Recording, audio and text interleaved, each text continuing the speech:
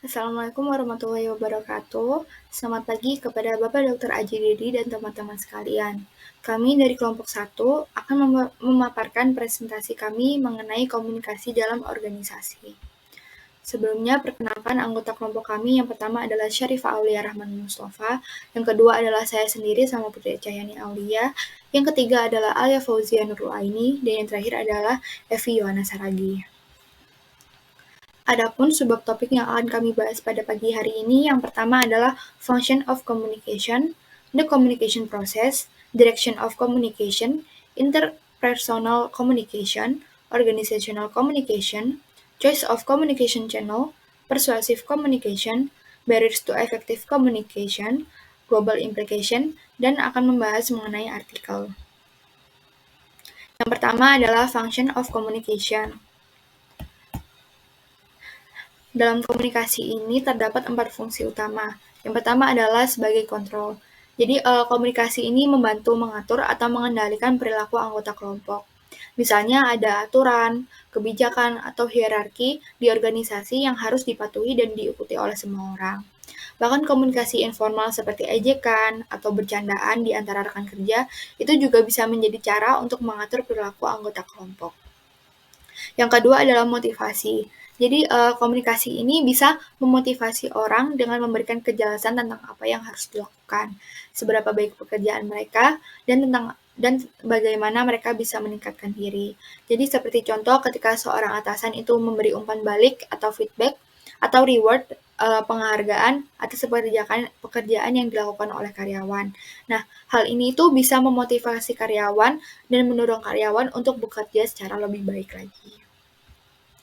Selanjutnya ada ekspresi atau ekspresi emosional. Nah, komunikasi ini adalah sebuah cara orang untuk mengekspresikan perasaan mereka, baik itu kepuasan atau frustasi, tekanan. Dalam sebuah kelompok kerja ini, komunikasi itu bisa memungkinkan anggota untuk berbagi emosi dan memenuhi kebutuhan sosial mereka. Dan terakhir adalah sebagai informasi. Jadi komunikasi ini juga membantu dalam pengambilan keputusan dengan menyediakan data atau informasi yang diperlukan untuk mendukung pengambilan keputusan tersebut. Selanjutnya adalah the communication process. Terlihat di tabel terdapat dua sisi, yakni sisi sender atau pengirim dan sisi receiver atau penerima. Nah, sender atau pengirim ini adalah orang atau pihak yang memiliki pesan yang ingin disampaikan. Jadi, sender ini mempunyai message to be sent, pesan yang ingin disampaikan kepada penerima atau receiver. Nah, sebelum sender ini mengirim, sender ini melakukan penyandian atau encoding message. Jadi, pengirim ini mengubah pemikiran atau ide-ide menjadi simbol seperti kata-kata, gambar, atau gerakan yang bisa diterima oleh penerima. Terus dari hasil penyandian itu terdapat message atau pesan. Nah, pesan ini adalah hasil dari penyandian tersebut. Misalnya ketika berbicara, suara kita menjadi pesan. Ketika menulis, tulisan kita pun juga menjadi pesan. Nah, di sisi receiver itu ada message receive atau pesan yang diterima dari sender. Nah, setelah penerima menerima pesannya, penerima melakukan penguraian pesan atau decoding. Nah, penerima ini menerima pesan dan berusaha menguraikan atau memahami sesuai dengan makna yang dimaksud oleh si pengirim. Nah, di antara dua sisi ini terdapat tabel channel. Channel ini adalah saluran atau media yang digunakan untuk menyampaikan pesan. Bisa berupa channel formal seperti email atau rapat, dan saluran informal seperti percakapan biasa atau percakapan santai. Di bawah channel itu terdapat noise atau gangguan. Jadi noise atau gangguan ini maksudnya adalah hambatan yang mengganggu atau mendistorsi pesan. Misalnya suara bising ketika lagi berbicara, miskomunikasi, atau gangguan sinyal ketika melakukan rapat secara online. Di bawah noise ada feedback atau umpan balik. Nah, feedback atau umpan balik ini adalah reaksi atau tanggapan dari penerima yang membantu pengirim mengetahui apakah pesan yang disampaikan ini sudah dipahami dengan baik. Selanjutnya ada direction of communication. Nah, directional communication ini terdapat 3. Yang pertama adalah downward communication atau komunikasi ke bawah. Jadi komunikasi ke bawah ini adalah proses di mana informasi ini mengalir dari tingkat yang lebih tinggi ke tingkat yang lebih rendah dalam sebuah kelompok atau organisasi. Contohnya dari atasan ke bawahan. Nah, atasan ini menggunakan komunikasi untuk yang pertama adalah menetapkan tujuan, yang kedua adalah memberikan instruksi pekerjaan, yang ketiga adalah menjelaskan kebijakan dan prosedur, yang keempat adalah menunjukkan masalah yang perlu diperhatikan, dan yang terakhir adalah memberikan umpan balik tentang kinerja karyawan. Nah, dalam proses komunikasi ini terdapat kekurangan. Jadi terdapat satu masalah umum dalam komunikasi downward ini, itu adalah atasan ini seringkali hanya menyampaikan informasi sekali dan mengira itu tuh sudah cukup. Padahal beberapa penelitian menunjukkan bahwa komunikasi yang paling efektif itu harus diulang beberapa kali dan disampaikan melalui berbagai cara agar pesan tersebut itu benar-benar sampai dan dipahami oleh penerimanya. Nah, masalah lainnya adalah komunikasi downward ini biasanya hanya satu arah saja. Jadi, atasan ini menyampaikan informasi tanpa meminta feedback atau umpan balik dari karyawannya. Selanjutnya adalah upward communication atau komunikasi ke atas.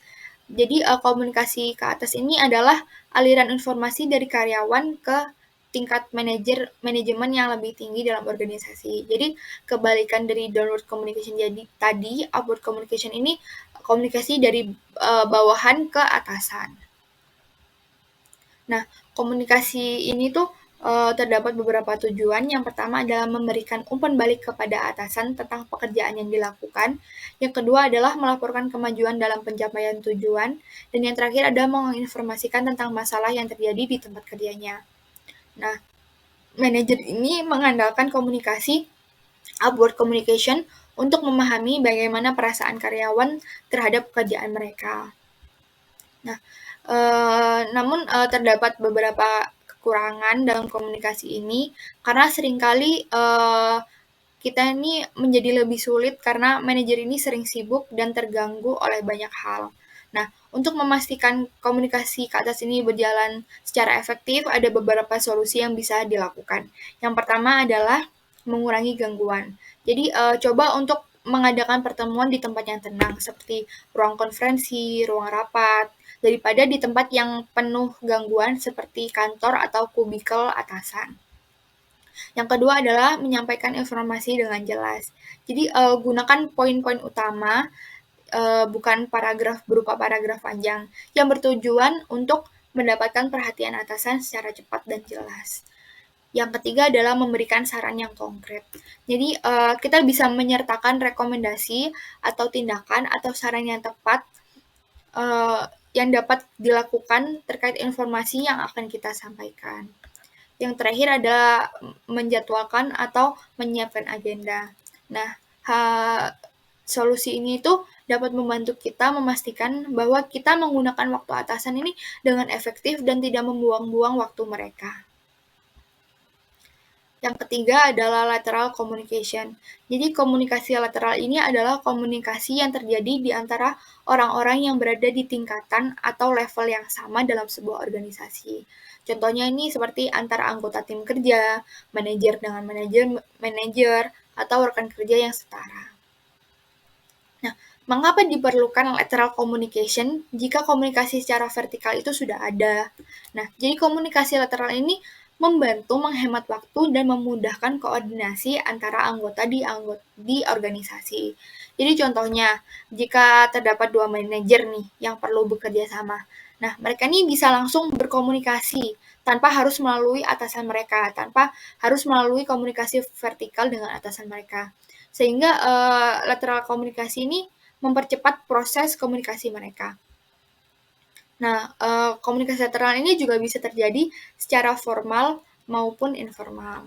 Nah, dalam beberapa kasus, komunikasi lateral ini diatur secara resmi, tapi seringkali hubungan ini terbentuk secara informal untuk mempercepat proses pengambilan keputusan. Dari sisi manajemen, terdapat dua dua sisi yang menguntungkan dan bermasalah terhadap komunikasi lateral ini. Yang pertama, itu menguntungkan jika manajemen tahu dan mendukung komunikasi ini, karena dapat membuat pekerjaan menjadi lebih efisien. Dan dapat bermasalah jika komunikasi lateral ini dilakukan tanpa sepengetahuan atasan atau jika melewati hierarki formal. Karena hal ini tuh bisa menimbulkan konflik dan keputusan yang diambil ini bisa diambil tanpa persetujuan dari manajemen. Selanjutnya kita akan membahas tentang interpersonal communication atau komunikasi secara interpersonal. Nah, interpersonal communication ini dibagi menjadi tiga, yaitu oral communication, written communication, dan non-verbal communication. Yang pertama kita akan membahas tentang oral communication atau komunikasi lisan. Ini merupakan sarana utama dalam penyampaian pesan. Nah, contoh dari oral communication ini adalah pidato, diskusi formal, satu lawan satu dan kelompok, serta rumor informal. Nah, komunikasi lisan ini memiliki keuntungan dalam segi kecepatan dan umpan balik. Jadi, komunikasi ini memungkinkan pesan disampaikan dan pemberian tanggapan umpan baliknya itu bisa disampaikan juga secara cepat. Nah, jika terjadi kesalahan dalam penyampaian pesan juga, kita dapat langsung memperbaiki pesan tersebut dengan memberikan umpan balik, perbaikan dari kesalahan penyampaian pesan. Nah, tapi dari komunikasi lisan ini juga memiliki kerugian jika penyampaian pesannya itu melalui banyak orang. Contohnya itu misalnya kita sebagai staff, jadi dalam kita menyampaikan uh, pesan itu, kita harus melalui ketua departemen kita dulu, lalu ketua departemen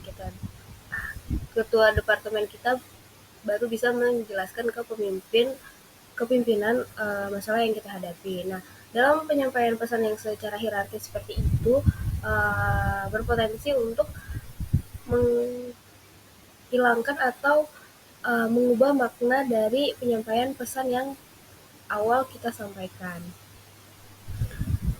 Selanjutnya itu ada written communication atau komunikasi secara tertulis. Nah, contoh dari komunikasi tertulis ini yaitu pertama ada memo, surat, email, pesan instan, dan lainnya yang disampaikan melalui kata atau simbol. Nah, pengirim ini sering memilih komunikasi secara tertulis karena dia dapat disimpan secara lama dan dapat diverifikasi. Kemudian komunikasi tertulis ini juga berguna untuk referensi di masa depan, terutama untuk komunikasi yang kompleks. Nah, pesan tertulis ini juga cenderung lebih dipikirkan secara matang karena uh, impact-nya yang sangat besar ketika kita menuliskan pesan yang uh, bisa disimpan untuk waktu lama. Uh, tapi komunikasi tertulis ini memiliki kekurangan, yaitu memakan waktu lebih lama dan uh, umpan baliknya itu tidak terjadi secara langsung seperti komunikasi lisan. Nah, sehingga tidak ada jaminan pesan diterima dan dipahami sesuai dengan maksud yang pengirim pesan tersebut. Kemudian yang terakhir itu ada non-verbal communication. Nah, jadi ketika kita melakukan komunikasi secara verbal, biasanya kita juga melakukan komunikasi secara non-verbal. Nah, contoh dari komunikasi non-verbal ini, yang pertama itu ada gerakan tubuh, intonasi, ekspresi wajah, dan jarak fisik. Nah, komunikasi non-verbal ini dapat berdiri sendiri atau melengkapi dari komunikasi verbal. Contoh dari komunikasi nonverbal ini seperti bahasa tubuh. Nah, misalnya dari bahasa tubuh ini kita dapat menunjukkan perasaan seperti ketertarikan, kebingungan, dan ketidakpedulian. Nah, gerakan tubuh juga dapat memperkuat atau mengubah makna uh, pesan verbal dan membuat komunikasi ini lebih jelas atau justru lebih kompleks. Oke, selanjutnya kita akan membahas tentang organizational communication atau komunikasi dalam organisasi. Nah, yang pertama itu ada formal small group networks. Nah, atau jaringan komunikasi formal. Nah, di dalam presentasi ini terdapat tiga model utama, yaitu ada chain atau rantai, well atau roda, dan all channel atau semua saluran. Nah, eh, yang pertama itu rantai. Di model rantai ini kita bisa melihat kalau komunikasinya itu berjenjang dari yang bawah ke tengah dan ke atas. Nah, eh, ini menunjukkan seperti yang sudah saya sampaikan tadi, kalau misalnya kita mau melakukan komunikasi ke atas, kita harus melewati eh, bagian atas kita terlebih dahulu. Misalnya kita sebagai seorang staff, kita mau berkomunikasi ke pimpinan, kita harus berkomunikasi terlebih dahulu ke ketua departemen kita, dan ketua departemen kita yang baru bisa menyampaikan pesan kita ke pemimpin. Ke pemimpin. Nah, yang kemudian itu roda. Nah, kalau bentuk roda ini dia lebih berfokus pada satu orang, sehingga dari model komunikasi seperti roda ini bisa memunculkan suatu rasa kepemimpinan dari satu orang yang menjadi pusat uh, penyampaian pesan tersebut. Kemudian semua saluran. Nah, kalau di komunikasi semua saluran atau all channel ini memungkinkan semua anggotanya bisa berpendapat dengan secara bebas dan mengemukakan uh, pendapatnya dengan leluasa seperti itu. Adapun kelebihan dari ketiga masing-masing komunikasi ini, yang pertama itu dari rantai. Kalau dari rantai ini kita dapat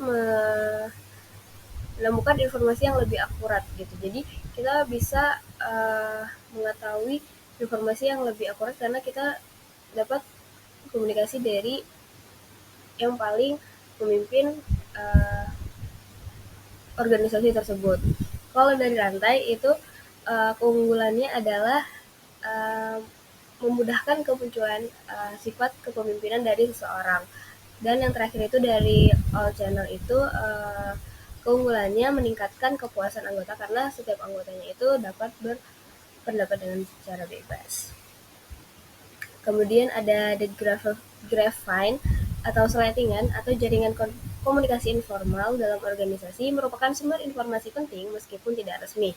Sebuah survei menunjukkan bahwa 75% karyawan mendengar berita pertama kali melalui seletingan dan informasi dari mulut ke mulut yang berpengaruh terhadap keputusan pelamar kerja untuk bergabung. Nah, jadi tentunya sebagai seorang yang ingin melakukan apply kerjaan, pasti kita harus mendengar review-review dari karyawan-karyawan yang sudah berada di perusahaan tersebut, sehingga dapat mempengaruhi keinginan kita untuk mengapply ke perusahaan tersebut. Penelitian juga menemukan bahwa hanya sebagian kecil eksekutif yang aktif menyebarkan informasi melalui settingan. Nah, rumor biasanya muncul dalam situasi penting yang penuh ketidakpastian dan kecemasan seperti pergantian bos atau perampingan organisasi. Settingan ini juga membantu karyawan merasa dekat satu sama lain meskipun kadang merugikan mereka yang berada di luar kelompok. Gosip sebagian besar dipengaruhi oleh jejaring sosial sehingga mempelajari alur informasi ini bisa membantu manajer mengelola komunikasi di dalam organisasi. Selanjutnya itu ada electronic communication atau komunikasi secara elektronik. Yang pertama itu ada email. Nah, email ini telah menjadi alat penting dalam mengirim dan menerima teks serta dokumen dengan pertumbuhan yang sangat pesat hingga sulit nih kalau misalnya kita sudah tidak menggunakan email. Nah, pesan email ini bisa ditulis, diedit, dan disimpan dengan cepat serta dikirimkan kepada satu pengirim saja atau ribuan penerima hanya dengan satu klik. Nah, biaya pengiriman email ini juga jauh lebih murah dibandingkan metode tradisional seperti percetakan dan pendistribusian surat. Tapi dalam kenyataannya, email ini memiliki beberapa keterbatasan. Yang pertama itu ada risiko salah menafsirkan email. Kemudian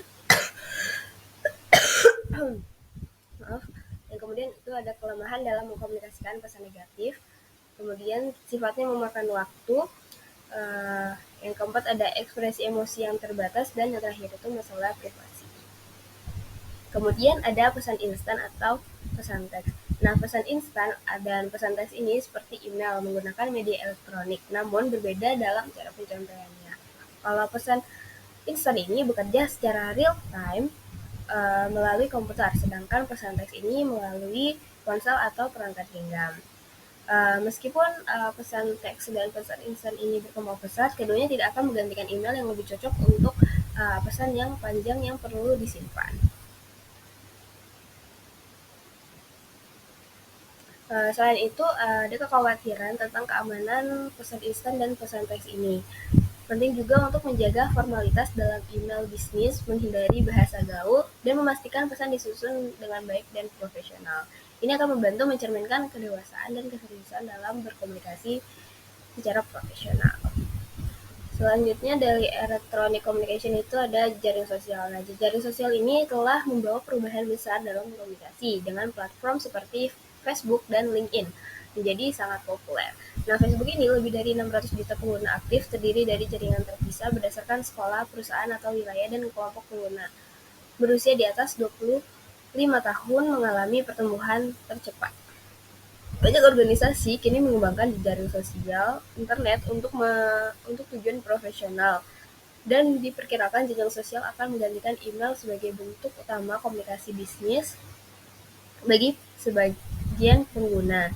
Untuk memaksimalkan manfaat jaringan sosial, disarankan untuk menggunakan hanya untuk konten bernilai tinggi, bukan sebagai alat komunikasi sehari-hari. Selain itu, penting diingat bahwa calon pemberi kerja memungkinkan memeriksa profil di jaring sosial Anda, sehingga apa yang diposting harus dipertimbangkan dengan hati-hati karena dapat diakses oleh orang di luar kontak langsung Anda.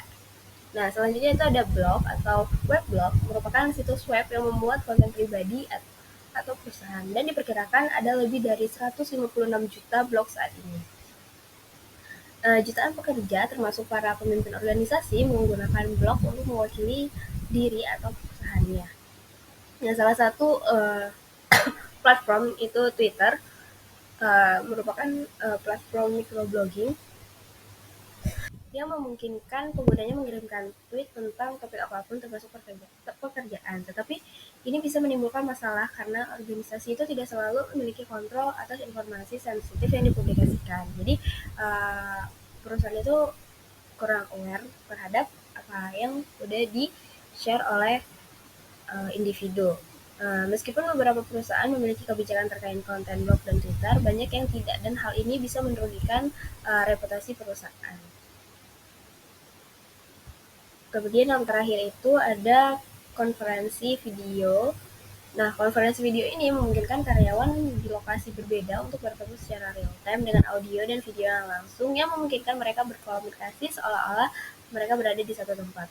Peter Quick, manajer program di AMC Corporation, menggunakan konferensi video untuk pertemuan rutin karyawan di berbagai lokasi yang menghemat biaya dan waktu perjalanan. Namun dia menekankan bahwa pentingnya mendorong partisipasi agar semua peserta tetap terlihat. Nah, Karen Rode dari Sun Microsystem menambahkan bahwa upaya khusus perlu dilakukan untuk melibatkan peserta jarak jauh, seperti melakukan jejak pendapat, sesi tanya jawab, dan presentasi yang menarik. Selanjutnya ada managing information atau mengelola informasi. Nah, dalam mengelola informasi ini kita mendapatkan dua tantangan. Yang pertama itu mengatasi kelebihan informasi. Nah, banyak pekerja merasa kewalahan dan oleh informasi yang terus-menerus datang dari email, internet, dan teknologi lainnya. Studi dari Basek menemukan bahwa pekerja menghabiskan 43% waktu mereka untuk aktivitas tidak penting, seperti menjawab email yang tidak diperlukan. Nah, Intel ini melakukan eksperimen yang menunjukkan bahwa membatasi kontak digital dapat meningkatkan produktivitas karena karyawan bisa lebih fokus tanpa gangguan. Tapi dengan demikian, teknologi ini memudahkan komunikasi, tetapi banyak pekerja merasa sulit benar-benar offline, yang menyebabkan kelelahan dan konflik antara pekerjaan dan kehidupan pribadi. Oleh karena itu, penting untuk menyeimbangkan kebutuhan komunikasi dengan waktu istirahat agar tetap produktif dan sehat. Kemudian yang kedua itu ada ancaman terhadap keamanan informasi. Nah, keamanan informasi menjadi perhatian bagi Banyak organisasi yang menyimpan data pribadi atau data penting tentang pelanggan dan karyawan. Sebuah survei dari Merrill Lynch itu menemukan bahwa 52% eksekutif menganggap kebocoran informasi ini uh, sebagai ancaman terbesar dari keamanan, bahkan lebih besar dari ancaman virus dan atau peretasan. Banyak perusahaan memonitor penggunaan internet dan email karyawan mereka, dan beberapa bahkan merekam percakapan telepon atau menggunakan pengawasan video. Tapi uh, meskipun ini penting untuk menjaga keamanan, praktik ini itu bisa dianggap invasif oleh karyawan. Salah satu cara yang mungkin bisa mengatasi kekhawatiran terhadap kebocoran informasi internal ini dengan melibatkan karyawan dalam pembuatan kebijakan keamanan dan memberikan mereka kendali atas bagaimana data pribadi mereka digunakan.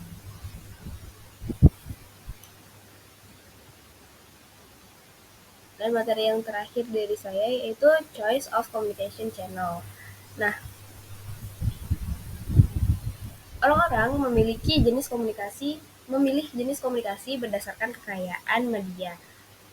Komunikasi tatap muka dianggap lebih kaya atau lebih efektif karena melibatkan banyak isyarat, umpan balik cepat, dan personal. Sebaliknya, media seperti email dinilai lebih kurang karena impersonal dan kurang interaktif.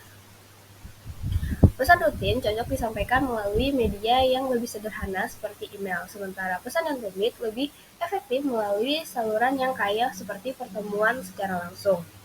Misalnya, perusahaan solusi bisnis tenaga kerja berhasil menjaga karyawan tetap terinformasi dan mengurangi kecemasan selama krisis ekonomi dengan menggunakan berbagai jenis jaring komunikasi yang sesuai. Selanjutnya kita masuk ke persuasive communication.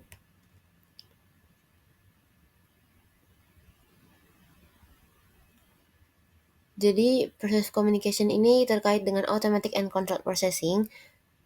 Jadi untuk memahami proses komunikasi, ada gunanya untuk mempertimbangkan dua cara yang relatif berbeda dalam memproses informasi. Ada pemrosesan secara otomatis dan pemrosesan terkendali, atau yang kita sebut di sini automatic atau controlled processing.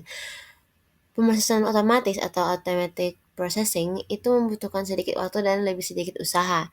Namun, orang yang menggunakan automatic processing ini itu cenderung gampang dibodohi karena penggalian informasinya atau memproses informasi itu dalam waktu yang singkat. Sedangkan pemrosesan terkendali atau controlled processing itu memerlukan upaya dan energi, namun lebih sulit untuk membodohi seseorang yang menggunakan pemrosesan ini karena ia telah meluangkan waktu dan upaya untuk terlibat di dalamnya.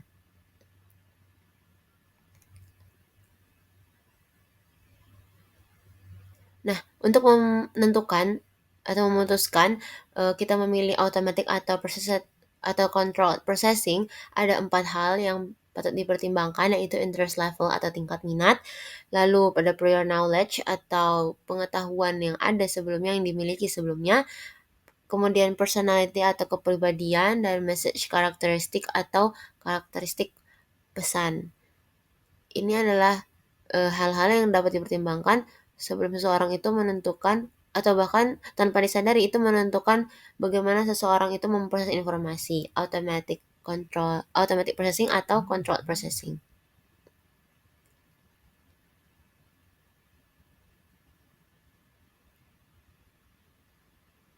Selanjutnya kita masuk ke barriers to effective communication. Jadi hal-hal apa saja yang membuat komunikasi yang efektif itu menjadi terhalang, atau kita singkat saja sebut halangan-halangan yang membuat komunikasi menjadi tidak efektif.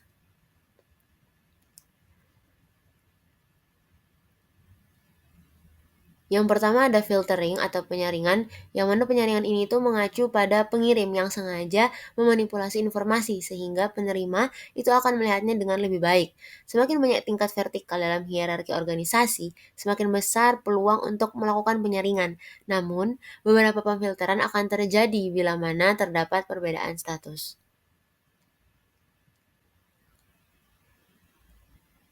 Halangan yang membuat komunikasi tidak efektif selanjutnya adalah selective perception atau persepsi selektif, yang mana persepsi selektif ini muncul karena penerima dalam proses komunikasi secara selektif melihat dan mendengar berdasarkan kebutuhan, motivasi, pengalaman, latar belakang, atau karakteristik pribadi lainnya. Penerima juga memproyeksikan minat dan harapan mereka ke dalam komunikasi saat mereka menerjemahkannya. Seperti yang tadi saya sempat singgung mengenai rules to decide untuk memutuskan pemrosesan mana yang mau dipakai antara automatic atau processed. Salah satunya adalah mempertimbangkan tingkat minat.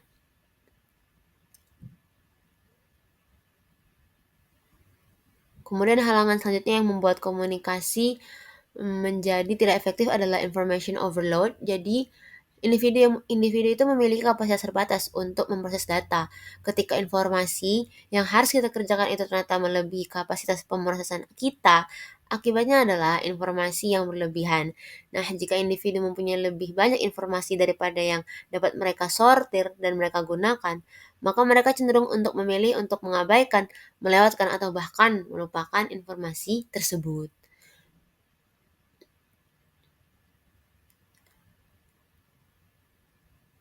Barrier selanjutnya atau halangan selanjutnya yaitu emotions atau emosi. Individu dalam suasana hati yang positif itu lebih percaya diri terhadap pendapatnya setelah membaca pesan persuasif. Sehingga argumen yang disusun dengan baik itu memiliki dampak yang lebih kuat pada pendapatnya. Orang-orang yang berada dalam suasana hati yang negatif itu lebih cenderung untuk meneliti pesan-pesan yang secara lebih rinci. Sedangkan mereka yang berada dalam suasana hati yang positif itu cenderung menerima komunikasi begitu saja. Jadi di sini dapat disimpulkan bahwa emosi itu juga menjadi salah satu halangan komunikasi menjadi tidak efektif, terutama ketika suasana hati sedang tidak baik atau sedang dalam suasana hati yang negatif.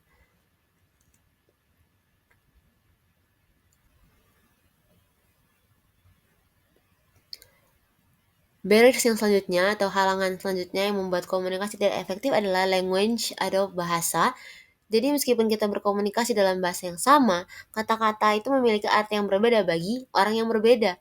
Usia dan konteks adalah dua faktor terbesar yang mempengaruhi perbedaan tersebut. Mungkin kalau teman-teman tahu bahasa gaul di zaman sekarang, mungkin beberapa itu tidak cocok atau tidak dianggap tidak baik itu oleh orang-orang di usia yang usia tua atau usia-usia di atas kita. Dianggapnya itu bahasa yang tidak baik. Tapi menurut kita di kalangan-kalangan kita di usia-usia kita itu hal yang lumrah dan hal yang wajar. Tetapi kadang-kadang di usia lain, di kalangan usia yang lain itu adalah hal yang tidak wajar atau tidak sopan seperti itu. Itu adalah salah satu contoh bahwa usia dan konteks itu adalah dua faktor terbesar yang mempengaruhi perbedaan dari segi bahasa. Penggunaan bahasa itu jauh dari seragam. Seperti yang kita tahu bagaimana masing-masing dari kita itu memodifikasi bahasa, maka hal itu bisa meminimalkan kesulitan dari berkomunikasi. Tetapi biasanya kita tidak mengetahuinya atau menyadarinya.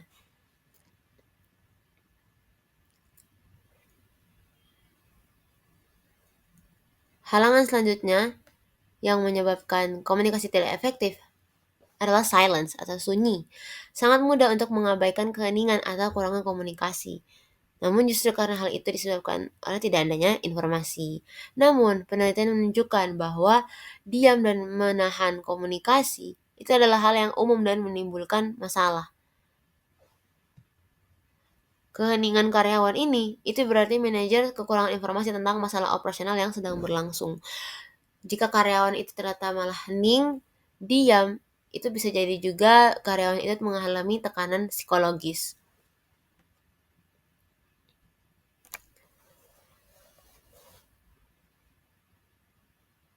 Barriers yang selanjutnya yaitu communication apprehension. Jadi diperkirakan 5 hingga 20% populasi manusia itu menderita kekhawatiran komunikasi yang melemahkan atau kecemasan sosial. Orang-orang ini mengalami ketegangan dan kecemasan yang tidak semestinya dalam komunikasi lisan, komunikasi tertulis, atau keduanya. Penelitian menunjukkan bahwa orang yang khawatir akan komunikasi lisan cenderung menghindari situasi seperti mengajar, di mana komunikasi lisan yang merupakan kebutuhan dominan. Seperti yang kita tahu, di segala sektor pekerjaan sekarang dibutuhkan yang namanya kemampuan untuk berkomunikasi secara lisan. Namun ada beberapa orang di dunia ini yang justru memiliki kecemasan sosial, yang justru cenderung untuk menghindari yang namanya komunikasi secara lisan. Hal ini juga menjadi salah satu penghalang komunikasi yang efektif, terutama dalam suatu organisasi.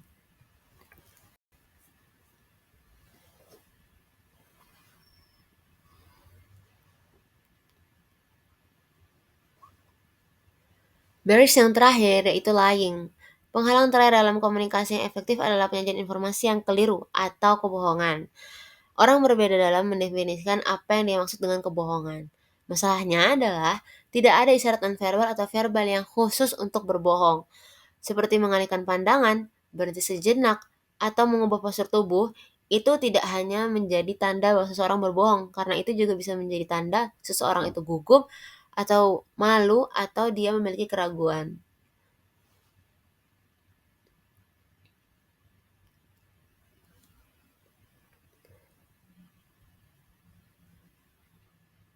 Baik, kita masuk ke global implication.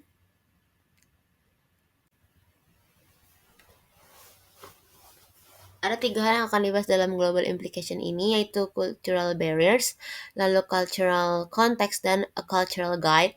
Kita bahas yang pertama mengenai cultural barriers. Jadi, sejumlah masalah terkait kesulitan berbahasa dalam komunikasi lintas budaya, yaitu yang pertama adalah hambatan yang disebabkan oleh semantik. Yang kedua adalah hambatan yang disebabkan oleh konotasi kata. Dan yang ketiga adalah hambatan yang disebabkan oleh perbedaan nada. Kemudian yang keempat, yaitu perbedaan toleransi terhadap konflik dan cara penyelesaian konflik. Empat hal inilah yang membuat budaya itu menjadi salah satu penghalang dalam komunikasi yang efektif juga, seperti itu. Makanya disebut sebagai penghalang budaya. Dihalangi oleh budaya.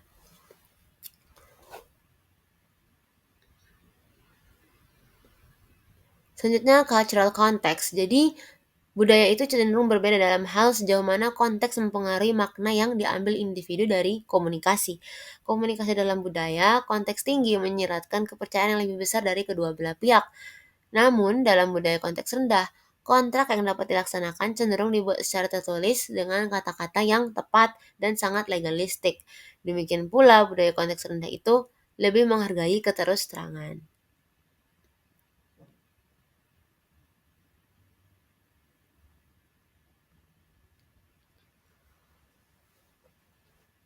Terakhir mengenai global implication, yaitu a cultural guide. Jadi saat berkomunikasi dengan orang yang berbeda budaya, ada beberapa hal yang dapat dilakukan untuk mengurangi salah tafsir yaitu salah satunya dengan mencoba menilai konteks budaya. Kemungkinan besar kita akan mengalami sedikit kesulitan jika penafsirannya itu sudah serupa. Nah, beberapa aturan atau guide dapat membantu dalam kita menafsirkan perbedaan budaya yang ada. Yang pertama itu asumsikan perbedaan sampai terbukti kesamaannya. Yang kedua, tekankan pada deskripsi daripada interpretasi atau evaluasi. Yang ketiga, kita harus melatih empati kita.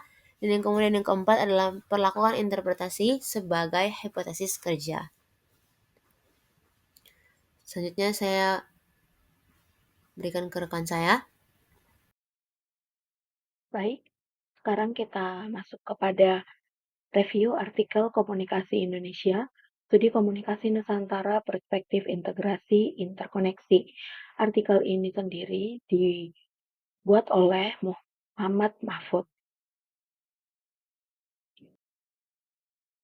Nah, yang menjadi latar belakang dari artikel ini adalah yang pertama, Indonesia itu merupakan negara kepulauan terbanyak di dunia, mencapai hampir 17.000 pulau yang tersebar dari Sabang sampai Merauke. Nah, posisi Indonesia yang berada di garis khatulistiwa dan dikelilingi oleh Ring of Fire menyebabkan Indonesia itu memiliki berbagai keanekaragaman hayati dan lokasi yang strategis dan menyebabkan Indonesia memiliki kesuburan tanah yang tinggi dan kekayaan alam yang melimpah. Kemudian Indonesia memiliki komposisi etnis, ras, agama, aliran kepercayaan, bahasa, adat istiadat, orientasi kultur, dan pandangan hidup yang beragam. Namun, keberagaman yang banyak itu menyebabkan banyak juga terjadi peristiwa kekerasan, prasangka, tujuan agama, suku, ras, golongan, dan kepentingan, dan tidak menyebabkan perdamaian, rasa saling percaya, hidup berdampingan secara damai seperti yang dicita-citakan oleh masyarakat Indonesia.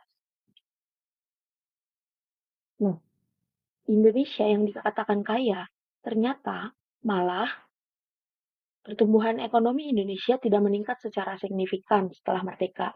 Cadangan devisa Indonesia juga memiliki peringkat di bawah Thailand dan Malaysia, dan Human Development Index Indonesia itu berada pada peringkat 111, berada di bawah Vietnam. Dan jumlah utang pemerintah Republik Indonesia juga meningkat dari tahun ke tahun. Nah, hal ini menimbulkan pertanyaan bagi kita. Mengapa pertumbuhan ekonomi Indonesia selama 40 tahun selalu kurang dari 10%?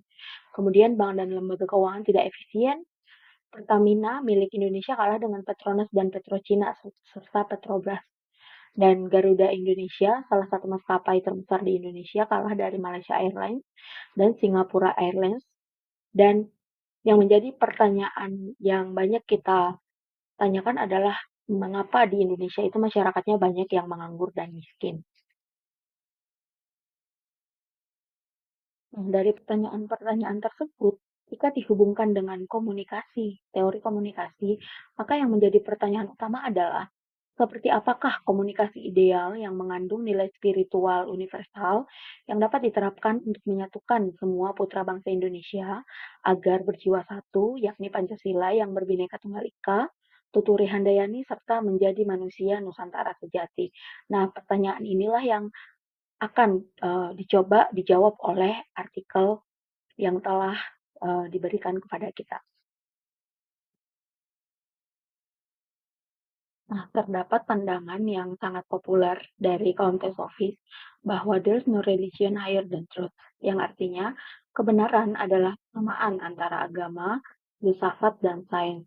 Nah, berangkat dari hal ini, Amin Abdullah menyampaikan istilah baru yang diadopsi dari Al-Jabiri, yaitu terdapat 3 unsur. Hadarah Anas yang artinya agama, kemudian hadarah al-falsafah yang artinya filsafat, dan hadarah al-ilm yang artinya ilmu. Nah, ketiga unsur ini terkait satu sama lain dan tidak boleh tertinggal satupun. Karena agama tidak bisa berdiri sendiri dan terlepas dari sains dan filsafat. Kemudian sains itu adalah ilmu-ilmu empiris yang menghasilkan sains dan teknologi.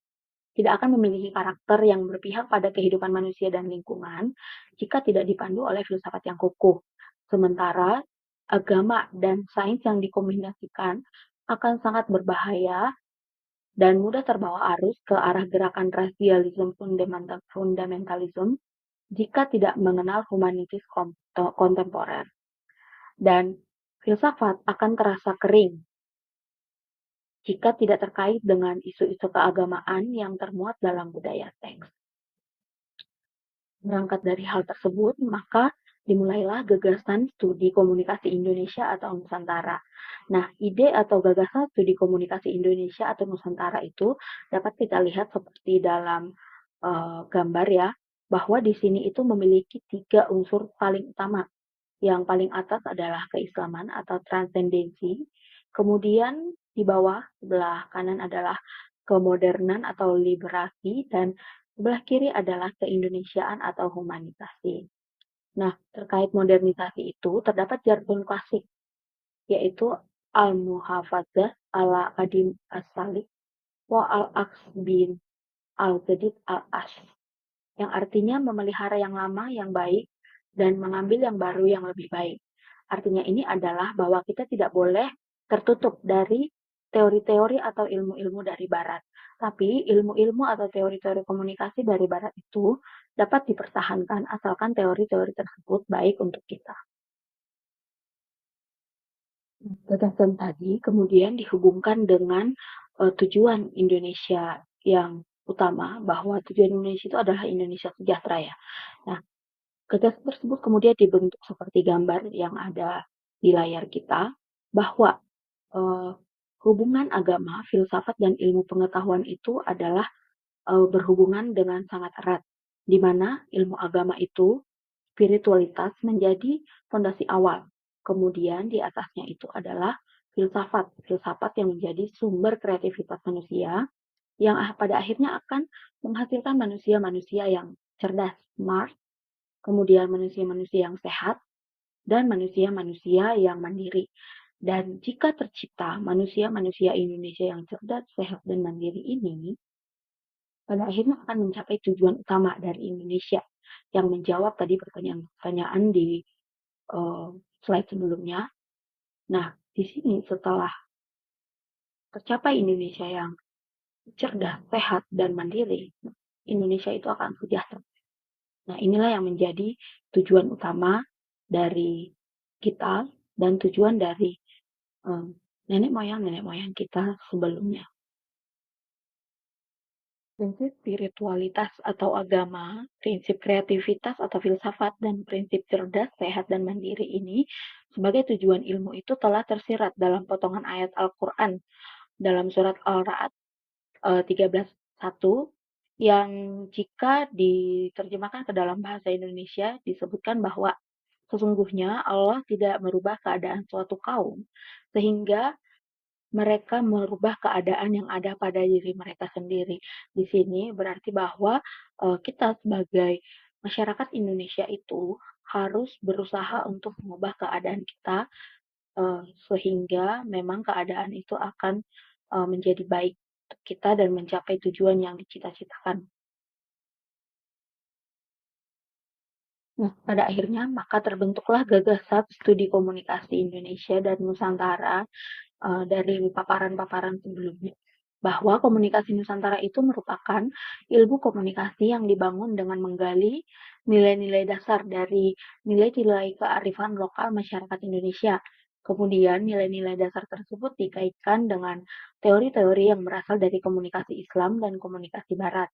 Sehingga model komunikasi Indonesia atau Nusantara, kita bisa sebutkan koin, dapat digambarkan seperti pada gambar bahwa yang pertama itu adalah komunikasi Islam, komunikasi profetik yang tadi seperti dijelaskan sebelumnya itu menjadi bagian dari religion, itu adalah keislaman. Kemudian komunikasi Indonesia atau Nusantara itu adalah keindonesiaan dan komunikasi Barat itu adalah kemodernan. Nah, di sini terbentuklah model komunikasi yang cocok digunakan oleh masyarakat Indonesia untuk mencapai tujuan bangsa. Nah, demikian pembahasan kita pada hari ini terkait dengan komunikasi dalam organisasi dan komunikasi Indonesia. Jika teman-teman ada yang ingin bertanya, boleh ditanyakan pada kolom komentar. Kami tunggu pertanyaan teman-teman semua, dan jika ada tanggapan, kami juga menunggu tanggapan dari teman-teman. Demikian presentasi kami dari kelompok 1 kali ini. Jika selama menyampaikan presentasi kami ada kesalahan kata-kata yang menyinggung teman-teman semua, kami mohon maaf. Dengan demikian, kami undur diri. Terima kasih atas perhatian teman-teman semua. Sampai bertemu kembali.